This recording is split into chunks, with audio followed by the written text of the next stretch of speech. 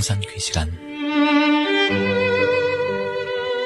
이 시간 말씀에는 물된 동산교회 담임 조병선 목사님입니다.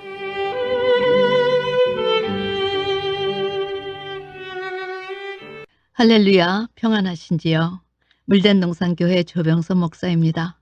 오늘은 어린 양의 혼인잔치에 청함을 입은 자의 축복 4번째 시간입니다.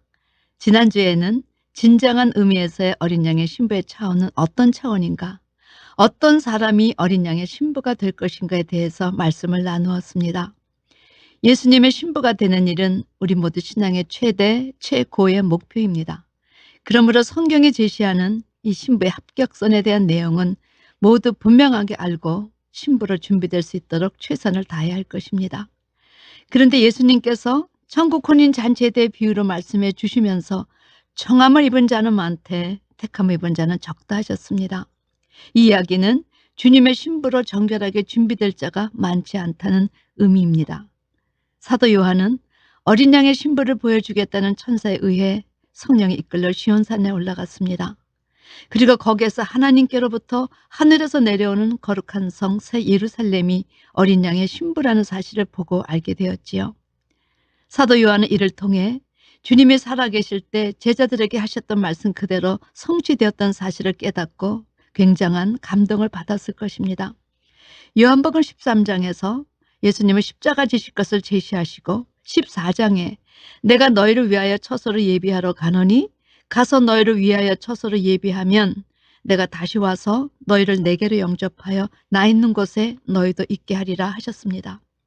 여러분, 그동안 천국 혼인 잔치에 있어서 이스라엘의 전통적 풍습에 대해 말씀을 드렸는데 제가 여러분께 3가지 질문을 드려도 좋겠습니까?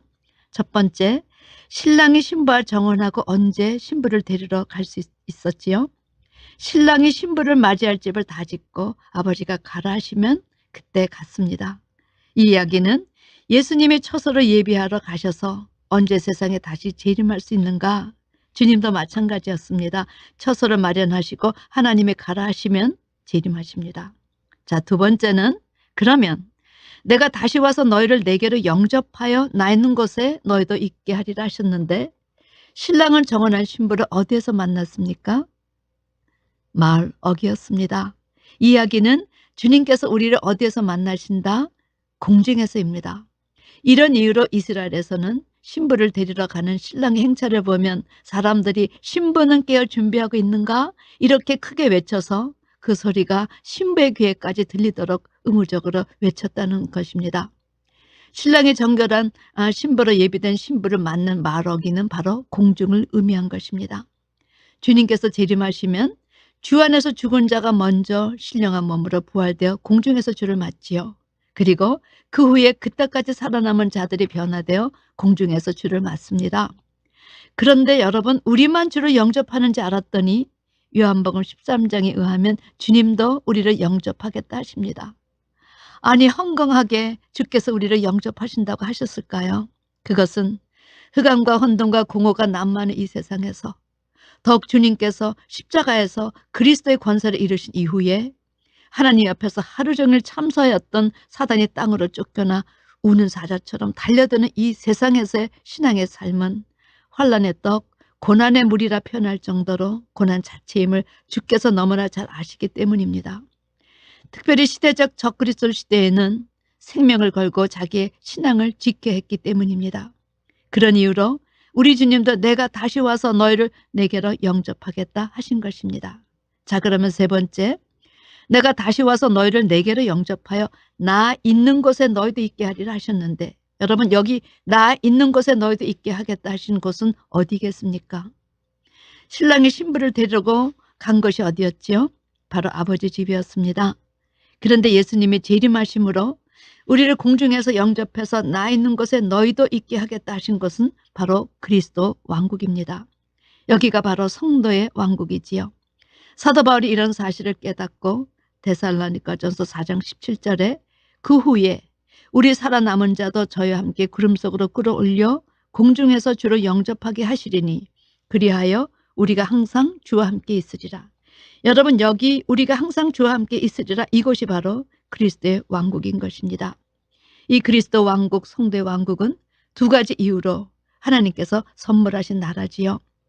첫째는 4,000년간 구약에서 증거한 내용은 예수님이었는데 그 예수님을 영광의 주로 모시지 못하고 고난의 주로 임하게 하였기 때문이요.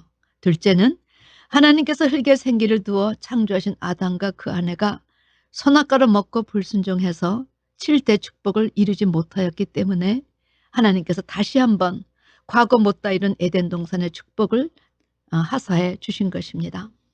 하나님은 예수님의 십자가의 부활로 부활의 첫 열매로 이루시고 이제 하나님과 어린 양의 이름으로 구원을 얻었던 자들을 다시 새롭게 부활시키시고 주 재림하실 때 살아있던 자들은 살아 변화시키셔서 1000년 동안 그리스도의 왕국, 성도의 왕국에 살게 하실 계획을 하셨습니다. 주님께서 누구든지 자기를 높이는 자는 낮아지고 누구든지 자기를 낮추는 자는 높아지리라 하셨고 야고보도 주 앞에서 낮추라 그리하면 주께서 너희를 높이시리라 하셨는데 이 말씀에 순종해서 낮추고 섬기고 살았던 자들을 언제 높이시느냐? 바로 이 그리스도의 왕국, 성도의 왕국에서입니다. 그러므로 예수님을 위시해서 죽은 영들을 살리는 일에 목숨을 바치고 복음을 전하는 일들을 수행한 자들이 그리스도 왕국에서는 섬김을 받고 살게 하여 주셨다는 사실입니다. 사랑하는 성도 여러분, 사도 요한의 신부에 대한 증거에서 여러분은 얼마만큼 신부로서 준비가 되었다고 생각하십니까? 제가 지난주에도 말씀드렸지만 사실 그동안 우리는 이 신부에 대해서 너무나 막역한 신부관을 가지고 있었다 해도 과언이 아니었습니다. 따라서 이제부터라도 어린 양의 신부에 대해서 새롭게 조명하시고 사진을 찍어 여러분의 마음에 간직하고 이런 모습으로 준비되셔야 합니다. 저는 우리가 이루어야 할 21장 계시록 신부의 실상에서 반드시 3가지 단어를 여러분이 기억하시면 좋겠습니다. 첫 번째는 거룩이란 단어를 통해서 적어도 어린 양의 신부가 되려면 세상과 철저하게 구별돼야 한다는 사실을 기억하시기 바랍니다. 특별히 어린 양의 신부로 거룩하게 구별되려면 세상과 벗된 어떤 것도 없어야 된다는 이야기겠지요. 두 번째는 새, 뉴란 단어를 통해서 어찌하든 죽어도 살고 즉 첫째 부활에 일어날 수 있는 신앙으로 준비되어야 한다는 것입니다. 사도 요한은 죽은 몸이 썩지 아니할 신령한 몸으로 일어난 모습을 새라는 단어로 묘사했습니다. 세 번째는 거룩한 성 예루살렘이란 단어를 통해서 하나님을 마음에 모시는 거룩한 성령의 전이 되어야 한다는 사실입니다. 이 3가지가 합해서 하늘에서 내려오는 거룩한 성 새 예루살렘이란 자격자가 될 수 있기 때문이지요.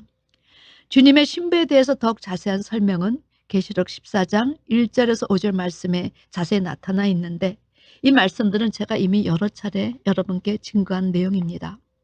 여기 14장 1절에 제시된 14만 4천은 예수님의 신부요. 혼인잔치 비유에서 주께서 말씀하신 청함을 입은 자들이 아니라 택함을 입은 자에 해당하는 자들입니다. 그러니 혼인잔치의 신부는 14만 4천이요. 그 외에 흰옷 입은 셀 수 없는 많은 자들은 다 혼인잔치에 객이 되겠지요. 자, 계시록 14장 1절에서 5절 말씀을 이번에는 신부의 자격자가 구비해야 할 모습으로 다시 한번 더 점검하겠습니다. 첫 번째, 또 내가 보니 보라 어린 양이 시온산에 섰고 그와 함께 14만 4천이 섰는데 그 이마에 어린 양의 이름과 그 아버지의 이름을 쓴 것이 있도다.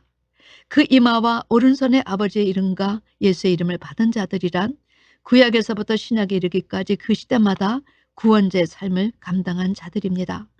이들은 그것의 보증으로 너는 내 것이다는 하나님의 확인을 받았다는 것입니다. 두 번째 3절 말씀, 저희가 보좌와 내 생물과 장로들 앞에서 새 노래를 부르니 땅에서 구속함을 얻은 14만 4천인 밖에는 능히 이 노래를 배울 자가 없더라. 여러분, 이들은 그 시대마다 새 노래를 부른 자들이라는 사실입니다. 사도 요한은 이들 14만 4천이 하나님의 보좌와 내 생물과 장로들 앞에서 새 노래를 부르는 것을 보았습니다. 그리고 땅에서 구속함을 얻은 14만 4천인 밖에는 능히 이 노래를 배울 자가 없다는 사실을 깨닫게 되었습니다. 그러니 여러분, 신부가 되려면 반드시 이 새 노래를 배워야 합니다. 새 노래가 무엇인가? 여러분 다 배우셨는데 한번 되새김하셔서 새 노래에 대해 말씀해 보시겠습니까? 새 노래란 계시록의 내용을 말합니다. 성경에 모두 세 노래가 제시되어 있지요. 계시록 15장 3절에 모세의 노래, 어린 양의 노래가 제시되었고 계시록 14장에 새 노래가 제시됩니다. 모세의 노래는 율법을 의미하였고 어린 양의 노래는 화평의 복음을 의미했습니다. 새 노래란 이 모세의 노래와 어린 양의 노래를 같이 부르는 것을 영원한 복음은 계시록을 의미했습니다. 왜 이것을 합해 부르는 것을 새 노래라 했을까? 여러분, 하나님은 종말을 처음부터 구하신 자이십니다. 창세기 1장의 천지창조에 대한 이야기가 아니라 천지창조를 비유해서 인간천, 인간지를 어떻게 만드셨나에 대해 제시하신 결론의 내용이라는 사실입니다. 계시록의 내용이 65% 정도가 구약의 내용이요, 35%가 신약의 내용입니다. 왜 이렇게 과거에 있었던 내용을 다시 제시하시면서 새 노래를 하셨는가?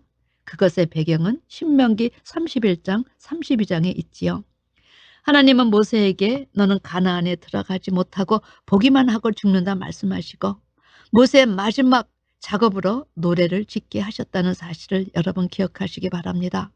이 노래의 내용인즉 이스라엘의 범죄 사실을 증거하는 노랫말을 지으라는 것입니다.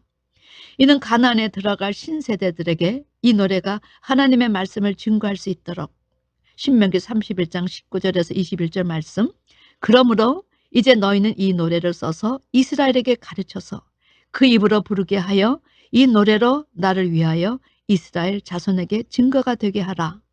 내가 그들의 열조에게 맹세한 바 젖과 꿀이 흐르는 땅으로 그들을 인도해도 그들이 먹고 배부르면 다시 돌이켜 다른 신들을 섬기며 나를 멸시할 것이니 그들이 재앙과 환난을 당할 때에 그들의 자손이 부르기를 잊지 아니한 이 노래가 그들 앞에 증인처럼 되리라.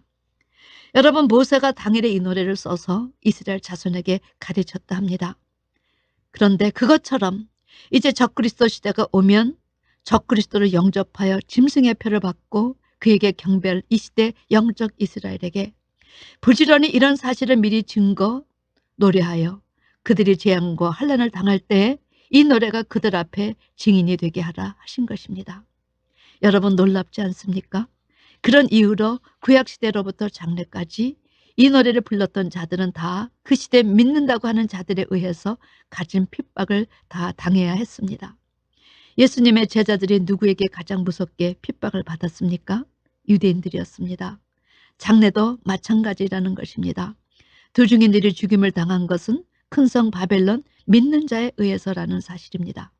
자, 세 번째는 넷째 구절, 이 사람들은 여자로 더불어 더럽히지 아니하고 정절이 있는 자라. 신부는 정절이 있어야 합니다. 네 번째, 어린 양이 어디로 인도하든지 따라가는 자며 정말 십자가 가는 길까지도 따라가는 자라 하십니다. 다섯째, 사람 가운데서 구속을 받아 처음 익은 열매로 하나님과 어린 양에게 속한 자들이니 사단에게 속한 것이 아니라 절대적으로 하나님과 예수에게 속한 자들이란 사실입니다. 여섯째, 그 입에 거짓말이 없고 일곱째, 흠이 없는 자들이라라. 사랑하는 성도 여러분, 이 7가지 기억하시기 바랍니다. 그리고 3가지 거룩하다는 단어와 새라는 단어, 그리고 거룩한 성, 새 예루살렘 성, 그리고 신부가 준비할 혼인잔치에 그 신부에 오신 빛나고 깨끗한 세마포는 성도들의 옳은 행실이라 하셨으니 이제 어린 양의 신부의 기준이 어떤 선이 되셨을 줄 이제 아셨을 것입니다. 이런 수준까지 오직 예수의 표대를 향하여 달리는 여러분과 제가 되기를 주님의 이름으로 축원합니다. 아멘.